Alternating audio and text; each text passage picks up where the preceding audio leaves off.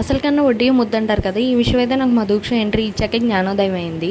So, ఎప్పుడైతే దూక్ష పుట్టిందో అప్పటి నుంచి అయితే మా ఇంట్లో నాకున్న క్రేజ్ అంతా పడిపోయి రాజ్యం మొత్తం దూక్షదే అయిపోయిందనమాట.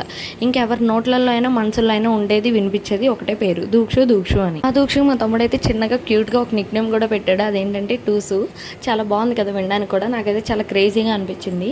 ఇంకా సో, నేను ఎప్పుడైతే మా ఇంటికి వస్తానో ఇంకా ఆ రోజు నుంచి అయితే డైలీ 5-6 వీడియో కాల్స్ అనమాట దూక్షని చూడడానికి. ఇంకా 5-6 నార్మల్ కాల్స్. దూక్ష ఏం చేస్తుంది, తినిందా, పడుకుందా, స్నానం చేసిందా అని. సార్ నేను ఆలోచిస్తూ ఉంటే నాకు అర్థమయ్యేది ఏంటంటే కనుక వీళ్ళు అసలు నా కోసం ఫోన్ చేస్తున్నారో దూక్ష కోసం అని. డౌటే లేదు దూక్ష కోసమే.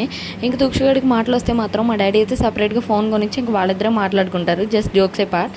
ఇంకా చెప్పాలి అంటే మన పిల్లలు మనకన్నా ఎక్కువగా ప్రేమగా చూసుకునే వాళ్ళు దొరికితే అంతకన్నా అదృష్టం ఏంటో చెప్పండి. అందులో అయితే నేను చాలా లక్కీయే.